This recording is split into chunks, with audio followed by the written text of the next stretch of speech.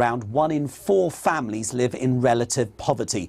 In a special report, Megan Owen has been looking at the wealth divide. The beautiful island of Guernsey is a safe, stable and secure place to live. To the outside world, the Channel Islands are a sanctuary for the wealthy, with cliff tops dotted with mansions and yachts bobbing in the harbours. But that stereotype doesn't even begin to tell the real story. A story where apparent wealth masks the struggles of some islanders just to get by. Amy and her partner Megan live in social housing in Guernsey on incapacity benefits. Amy has epilepsy and Megan struggles with mental health. If we pay sort of bills that we have to save each week to pay at the end of the month for, we are on £10 a week. We're going to town and on a Tuesday we say we're going to treat ourselves with a fizzy drink and that will be our treat for the whole week. Trying to figure out our money, it just becomes draining. Life is hard and the cracks are showing. It all goes along there, so I've currently got 2 keyholes there. I'm going into having depression and Megan's health isn't getting any better, and you cried down the phone to them saying please, please just help us. The higher up people just don't see it. It's expensive hotels, it's expensive food, you come here to spend money. In reality you can put that shadow over Guernsey, but underneath it it's local people struggling. They're not alone in their struggles. According to the latest figures, 27% of households in Jersey live in relative poverty. In Guernsey, it's around 22%. There are no recent comparable figures for the number of high earners on the islands, but last year alone, 28 people moved to Jersey through its scheme for attracting wealthy residents, earning more than £750,000 a year. And Locate Guernsey helped 45 high net worth individuals and businesses move over.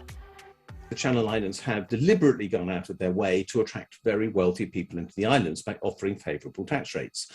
In addition, basic costs of living, such as food and so on, are often higher than in the rest of the UK. Put those factors together, very wealthy people able to dominate the housing market, pricing it out of the reach of most people, and ordinary salaries being, frankly, unexceptional, and you create a wealth disparity which is extremely difficult to manage. Flying over the islands, it's very easy to spot visible signs of wealth.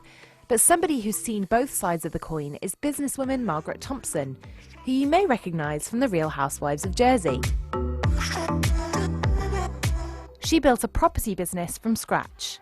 I arrived in Jersey in 1979 and I had £37 in my pocket and no return ticket.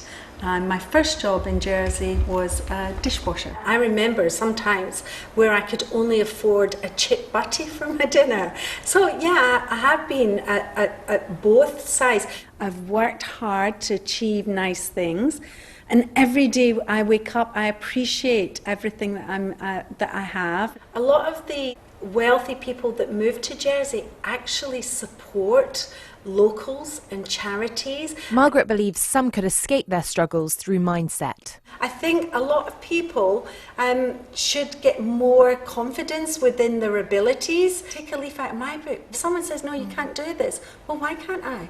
You can do it if you believe you can. What would you say to those people who would say they don't have the option to be confident? They need to find a mentor. Everyone's got something to offer, and I think you have to make them aware that they're just as amazing as the next person. Does the difference in wealth on the islands make you uncomfortable? The difference in wealth generally doesn't make me uncomfortable because I know there is a lot of help.